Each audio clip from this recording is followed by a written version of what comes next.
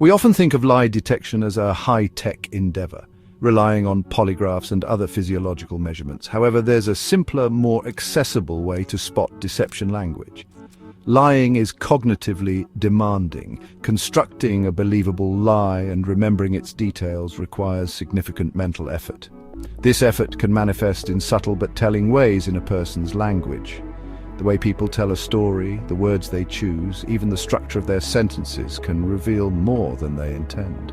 By paying attention to these linguistic cues, we can become better at detecting deception, not just in high-profile cases, but also in our everyday interactions. This essay will explore 4 key linguistic patterns of deception: reduced self-references, negative language, simplified explanations, and overly long sentences. We'll delve into high-profile cases like those of Lance Armstrong and John Edwards to illustrate these patterns and demonstrate how understanding them can empower us to become more discerning listeners and observers. One of the most common ways liars distance themselves from their falsehoods is through reduced self-references. When people tell the truth, they tend to use personal pronouns like I, me, and my naturally and frequently. However, when fabricating a lie, individuals often subconsciously try to minimize their involvement in the story. This can manifest as a noticeable decrease in first-person pronouns and an increase in third-person references. They might refer to themselves vaguely or distance themselves from the situation entirely. A compelling example of this is Lance Armstrong's years of denial regarding his use of performance-enhancing drugs. In his 2005 autobiography, It's Not About the Bike, Armstrong vehemently denied doping allegations. Interestingly, his denials often lacked personal pronouns, instead focusing on hypothetical scenarios and generalizations. He would talk about what a guy in his position might do rather than directly addressing his own actions. This subtle linguistic shift, moving away from personal accountability, was a potential red flag. Lying often evokes feelings of guilt, discomfort, or anxiety. These negative emotions can seep into a person's language, even if they are trying to appear calm and collected.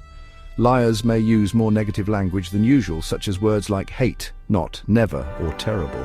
Their tone of voice might also shift, becoming more tense or hesitant. For example, imagine someone being questioned about whether they ate the last cookie. A truthful response might be, "No, I haven't seen it." However, a liar trying to conceal their guilt might say something like, "I would never do that. I hate cookies. It wasn't me." The excessive negativity and defensiveness can be a subtle giveaway. While negative language alone isn't conclusive evidence of deception, it's an important factor to consider within a broader context. Section 4. Simplicity as a red flag. Constructing a believable lie, especially a complex one, is a cognitively demanding task. Liars often resort to simplified explanations to reduce their cognitive load. They might omit details, avoid specifics, and present a streamlined version of events, even if it seems implausible. This simplicity can be a sign that they are struggling to keep their story straight. Imagine someone returning a damaged item and claiming they received it that way. A truthful explanation might include specific details about the packaging, the delivery process, or any pre-existing flaws. However, a liar might offer a simple, vague explanation like, "It was broken when it arrived," without elaborating further. While simplification can sometimes be a sign of clarity when it comes to potentially deceptive situations, it's often a red flag worth noting. Pay attention to whether someone's explanations seem overly simplistic or lacking in important details, as this could indicate an attempt to conceal the truth. Section 5. Tangled words, tangled truths. Just as liars might simplify their explanations, they might also overcompensate by providing overly long and convoluted sentences. They might ramble, go off on tangents, or bury the real issue in a sea of irrelevant details. This verbal clutter can be a subconscious attempt to distract from the lie itself. One famous example of this is President Bill Clinton's denial of an affair with Monica Lewinsky.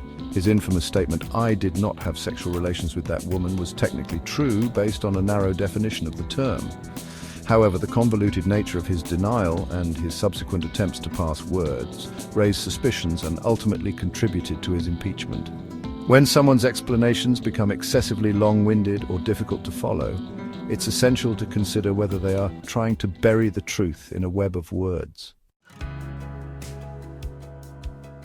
Section 6. Everyday applications, spotting lies in our lives.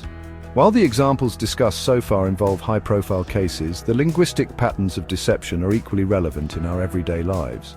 From small white lies to more significant deceptions, understanding these patterns can empower us to become more discerning listeners and observers. Whether it's a co-worker who claims they completed a task they didn't, or a friend who offers a flimsy excuse for cancelling plans, paying attention to their language can provide valuable insights. Do they avoid personal pronouns? Is their language overly negative or strangely simplistic? Are their explanations convoluted or difficult to follow?